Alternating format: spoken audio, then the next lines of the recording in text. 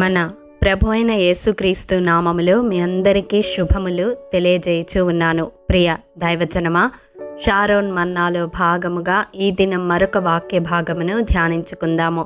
ఆదికాండము 40వ అధ్యాయము 8వ వచనము. భావములు చెప్పుట దేవుని ఆధీనమే కదా. ప్రియ దైవజనమా, ఈ మాట యోసేపు పానదాయకుల అధిపతి, భక్ష్యకారుల అధిపతితో పలికాడు. యోసేపు కలలకు భావము చెప్పే తలాంతు కలిగి ఉన్నాడు. అది దేవుడు అతనికి అనుగ్రహించి ఉన్నాడు. అయినప్పటికీ యోసేపు ఖండితముగా ఎరిగి ఉన్నాడు. ఏమిటంటే భావములు చెప్పుట దేవుని ఆధీనము అని.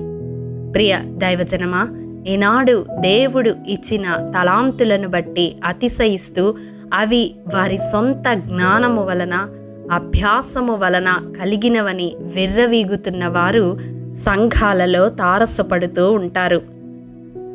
వారికి ఉన్న తలాంతు దేవుడు అనుగ్రహిస్తే వారు కలిగి ఉన్నారనే విషయాన్ని మరిచిపోతూ ఉన్నారు. రెండవదిగా చూసినట్లయితే యోసేపు తనకున్న తలాంతును ఇతరులను ఆదరించడానికి, వారు చింతాక్రాంతులై ఉంటే వారిని ధైర్యపరచడానికి ఉపయోగించాడు. మరి నేడు మనకు దేవుడు అనుగ్రహించిన తలాంతులను మనము ఏ రీతిగా ఉపయోగిస్తూ ఉన్నాము? ఒకసారి మన హృదయాలను పరిశీలించుకుందాము. ఇతరుల ముందు గొప్పగా ప్రదర్శించడానికి, మనుషుల మెప్పు కొరకు, మనమే సెంటర్ ఆఫ్ అట్రాక్షన్గా ఉండాలని తాపత్రయపడుతూ, దేవుని సన్నిధిలో ఉన్నాము అనే భయము కూడా లేకుండా ప్రవర్తించేవారు మన చుట్టూ ఎందరో ఉన్నారు. ప్రియ దైవజనమా, ఈ వాక్యము వింటున్న నీతో దేవుడు సూటిగా మాట్లాడుతూ ఉన్నాడు. ఒకవేళ దేవుని ద్వారా నీవు ఏదైనా తలాంతును పొంది ఉంటే, అది వాక్యము చెప్పడమైనా, పాటలు పాడడమైనా, వాయిద్యాలు వాయించడమైనా, ఆరాధన చేయడమైనా, దేవుని మందిరములో ఏ పరిచర్య చేసినా అది మరుగైనది కావచ్చు, బహిరంగముగా కావచ్చు, కేవలము దేవుని మెప్పు కొరకు మాత్రమే చేయాలి.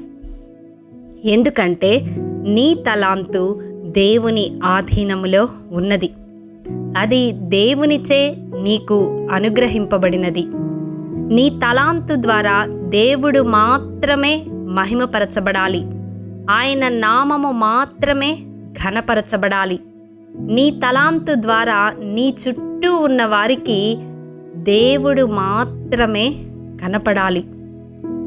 నీ తలాంతు ఇతరులకు ఉపయోగకరముగా, ఆశీర్వాదకరముగా ఉండాలి. ప్రియ సహోదరుడా, సహోదరి, ఈ వాక్యము ద్వారా దేవుడు మన హృదయాలను సంధిస్తూ ఉండగా, దేవుడు అనుగ్రహించిన తలాంతులను బట్టి కృతజ్ఞతాపూర్వకంగా దేవునికి స్తుతులు చెల్లిస్తూ మనకనుగ్రహించబడిన ఆ కృపను బట్టి దేవుడు మాత్రమే ఘనపరచబడేలా ఇక మీదట మన జీవితాలలో అభ్యాసము చేసుకుందాము. అట్టి కృప దేవాది దేవుడు మనందరికీ అనుగ్రహించునుగాక. ఆమేన్. ప్రేమ నమ్మకము కలిగిన మా ప్రియ పరలోకపు తండ్రి, నీ పరిశుద్ధ పాదములకు వందనాలు. దేవా, ఈ దినం విత్తబడిన వాక్యము ప్రతి హృదయములో నూరంతలుగా ఫలింపచేయండి. నాయనా, నీవనుగ్రహించిన తలాంతులు నీ ఆధీనములోనే ఉన్నవి ప్రభువా.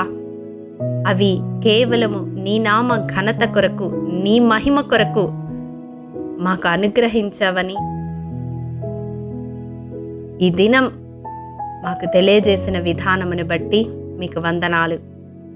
ఈ వాక్యము వింటున్న వారిలో ఎవరైనా వారికున్న తలాంతులను బట్టి అతిశయిస్తూ, నిన్ను నిర్లక్ష్యపరుస్తూ, తమను తాము గొప్ప చేసుకొనడానికి ప్రయత్నిస్తూ ఉంటే, అట్టి ఆత్మను నజరేయుడైన యేసు నామములో వారి నుండి దూరపరచమని ప్రార్థిస్తూ ఉన్నాను. ఇక మీదట వారి తలాంతుల ద్వారా నిన్ను మాత్రమే ఘనపరచే కృపను అనుగ్రహించమని యేసు అతి పరిశుద్ధ నామం పేరట అడిగి పొందుకొని ఉన్నాము తండ్రి, ఆమేన్. ప్రియ దైవజనమా, అనుదినము షారోన్ మన్నా ద్వారా అడగబడుచున్న నెంబర్ ఇన్ బైబిల్ క్విజ్ ప్రశ్నలకు సమాధానములు ప్రతి నెల మొదటి వారము కామెంట్ బాక్స్లో పోస్ట్ చేయబడతాయి. కాబట్టి గమనించి మీకు తెలియని ప్రశ్నలకు సమాధానములు తెలుసుకొనగలరని ప్రభు పేరట మనవి చేయుచూ ఉన్నాము.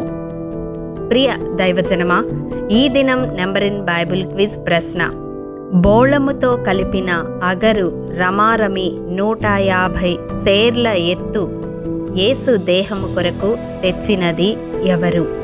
మీ సమాధానం మాకు తెలియజేస్తారు కదూ. ప్రభు కృప మనందరికీ తోడైండునుగాక. ఆమేన్. ప్రియ దైవజనమా, ఈ దినము జన్మదినము, వివాహ దినము జరుపుకుంటున్న వారికి షారోన్ గ్రూప్ తరపున హృదయపూర్వక శుభాకాంక్షలు తెలియజేయుచూ ఉన్నాము. దేవుడు శ్రేయస్కరమైన ఆశీర్వాదములతో ఈ సంవత్సరాది నుండి సంవత్సరాంతము వరకు మిమ్ములను నింపాలని ప్రార్థిస్తూ ఉన్నాము. ఆమేన్.